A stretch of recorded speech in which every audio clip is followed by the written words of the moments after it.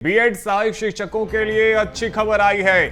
सहायक शिक्षकों का सहायक शिक्षक विज्ञान के पद पर समायोजन पिछले कई दिनों से बीएड सहायक शिक्षक प्रदर्शन कर रहे थे। वित्त मंत्री ओपी चौधरी ने एक्स पर पोस्ट कर जानकारी दी है।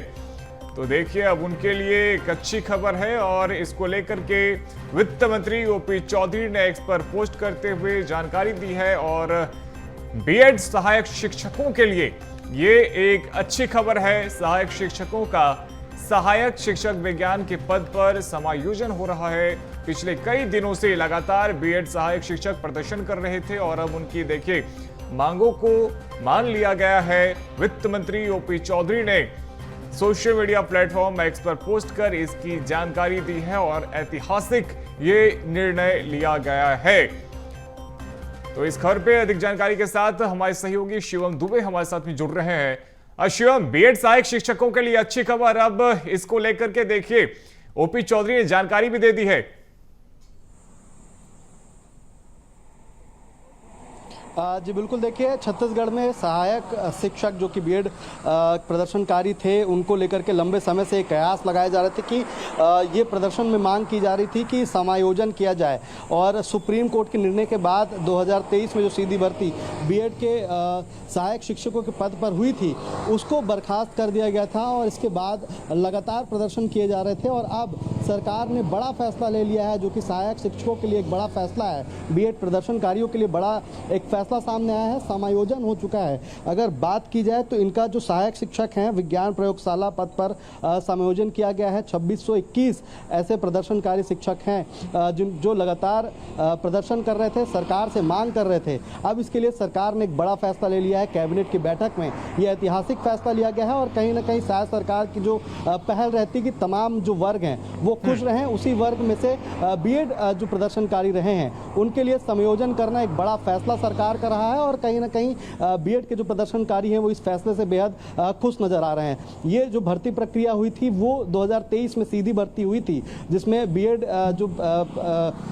अभ्यर्थी थे वो सहायक शिक्षक के पद पर पदस्थ हुए थे और 2621 ऐसे सहायक शिक्षक थे जिनको 2023 में सीधी भर्ती के बाद सुप्रीम कोर्ट ने उन्हें बर्खास्त करने का निर्देश किया था और लगातार वो प्रदर्शन कर रहे थे। छत्तीसगढ़ सरकार ने कई बार प्रदर्शनकारियों से बात की, बीएड सहायक शिक्षकों से बात की, उनके लिए एक कमेटी भी बनाई गई जिसमें उच्च अधिकारी उस कमेटी में शामिल रहे हैं। वो लगातार पिछले 2-3 महीने से जांच करके अच्छे से अच्छा जो समायोजन का कार्य था वो करने की दिशा में काम कर रहे थे। और अब सरकार ने ये बड़ा फैसला बीएड प्रदर्शनकारियों को लेकर के, बीएड के सहायक शिक्षकों को लेकर ले लिया है। अब 2621 जो शिक्षक जो लगातार प्रदर्शन कर रहे थे उनके अंदर एक खुशी की लहर दौड़ पड़ी है। और इस बात की जानकारी भी जो वित्त मंत्री हैं ओपी चौधरी उनके ऑफिशियल सोशल मीडिया से जानकारी साझा भी कर दी गई जिसे कैबिनेट का ऐतिहासिक फैसला बताया गया है। जी बिल्कुल शिवम, देखिए और अक्षय तृतीया का आज दिन है और ऐसे में अब जो तमाम सहायक शिक्षक हैं उनको कहीं ना कहीं सीएम विष्णुदेव साय की तरफ से अब त्योहार के मद्देनजर उनको अब सौगात दी गई है।